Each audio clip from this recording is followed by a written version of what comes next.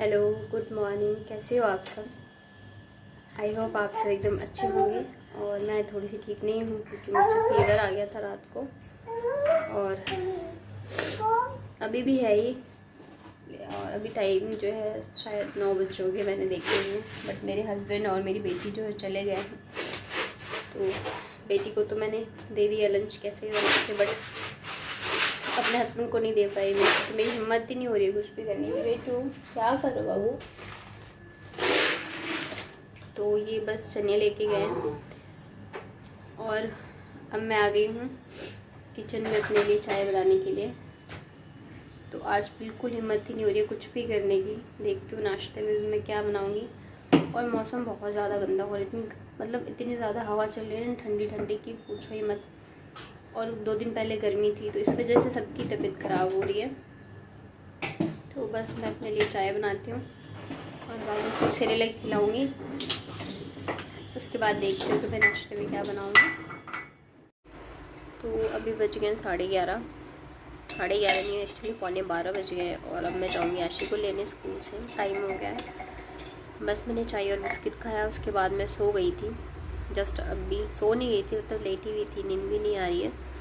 इसके बाद अभी उठी हूँ और इतनी देर में बाबू भी सो रही है। इसको तो मैंने खिला दिया, बट मैंने खुद कुछ नहीं खाया, मन भी नहीं कर रहा था और हिम्मत भी नहीं होती है ना कि अब खुद के लिए कुछ बना के खाओ। तो बस मैं तैयार होती हूँ और आशी को लेने जाती हूँ। फिर जब वो आएगी तो देखती हूँ कुछ ना कुछ मैं बनाती हूँ, दलिया या खिचड़ी, बस ऐसे ही कुछ बनाने वाली हूँ मैं, सिंपल जो जल्दी बन जाए और ये लोग खा लें। तो चलिए मैं मिलती हूँ तैयार होने के बाद या आशी को स्कूल से लेके आने के बाद। ये देखो बाबू को। और चश्मा मैंने इसलिए लगाया क्योंकि मेरे सर में बहुत दर्द हो रहा था। तो मैं आशी को स्कूल से लेके आ गई हूँ और ये देखिए इसकी फ्रॉक पूरी ऐसे फटी हुई है, मतलब कि चूहे ने काटी है। और इसका मतलब है कि चूहा जो है अलमारी में घुसा हुआ, ये देखो पूरी तरह से काट दिया है। और अब मुझे जो ना खोना, और अब मुझे इस हालत में भी सफाई करनी पड़ेगी। ये देखो, नहीं तो सारा नाश कर देगा चूहा, अलमारी में घुसा हुआ है। ये दोनों ना ऐसे खोल के छोड़ देते हैं हमेशा।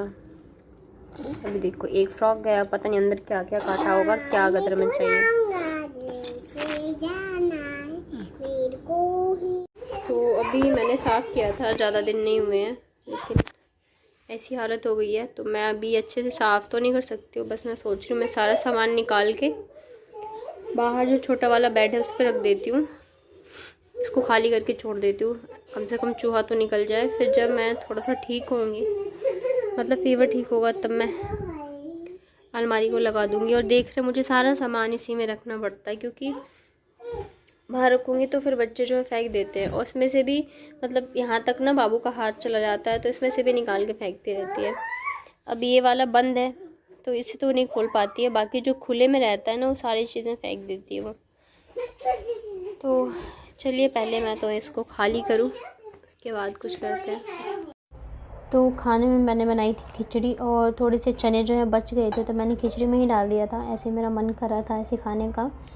तो खाना वगैरह खाने के बाद मैंने दवाई खा ली थी, क्योंकि देखिए काम तो रुकता नहीं है, चाहे आप बीमार हो चाहे जैसे भी हो। और मेरे साथ तो ऐसा है कि मैं जब बीमार रहती हूँ ना तो मेरे पास काम भी थोड़े ज़्यादा ही हो जाते हैं।